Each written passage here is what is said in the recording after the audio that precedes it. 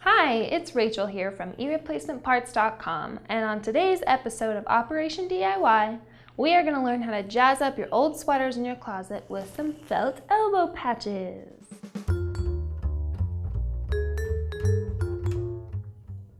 Elbow patches are a fun and easy way of jazzing up your old sweaters that you could just use a personal touch.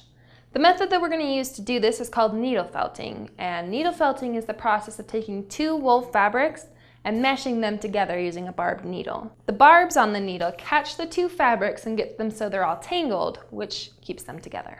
These elbow patches are so adorable, and they're the perfect solution to a tight budget during the winter season. By spicing up the current sweaters that you have, you can create a whole new look. The materials we'll be using for this project are a wool sweater, a 36 gauge felting needle, a piece of dense foam, a package of wool roving, a 3-inch heart-shaped cookie cutter, or any shape you would like, an iron, and some scotch tape. And many of these are household items, and the others are relatively inexpensive and can be found at any craft store. Step 1 is to try on your sweater, and then get a piece of scotch tape and place it about 1/2 inch below your elbow.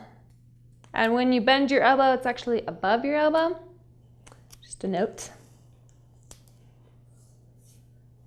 Next, take your foam block and slide it up the sleeve of your sweater so it lines up with the tape, like so. Then take your cookie cutter, whatever the shape, and line it up so that the very bottom is above the line of the tape, but just barely. Next, you gotta rip off a chunk of that wool roving. And the first time that I did this, I used way too much of this, so don't get too excited. Place it inside of your cookie cutter so that it fills it up. Just like that. And again, not too much. Remember that barbed needle I told you about? Well, here she is. Quite deadly. The trick to doing this is just stay vertical and stab. There's no special technique, but I really will tell you this much. You have to stay vertical. When I was doing the other patch, I actually gouged my poor finger and it was a bloody, terrible mess. So stay vertical, stab away, and something else that I found useful was to start in one area and work your way around. And this is quite a time-consuming project. Sit in front of the TV while you do it. But again, watch the vertical needle.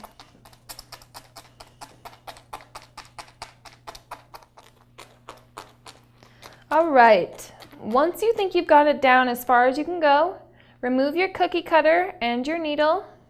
Voila! Now, if there are any stray hairs that you see or patchy spots, now is the time to fix them, in which case you would readjust your cookie cutter and continue to needle felt or add more wool as needed.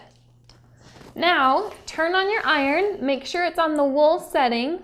You don't want to burn your brand new patches, and be careful because this is very hot. Now, while you're waiting for your iron to heat up, go ahead and remove your piece of tape and very carefully separate the foam from the sweater. You just can grab a hold of it and slowly pull it up and remove it. Now, spray your adorable little patches with some water and prepare to iron them. Once again, make sure it's on the wool setting before you iron.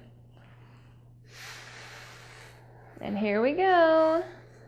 This just helps to smooth out the rest of your patch and secure it in place. And ta-da! Look how cute! It takes a little bit of time, but it is so easy, and I hope that you guys can do it too.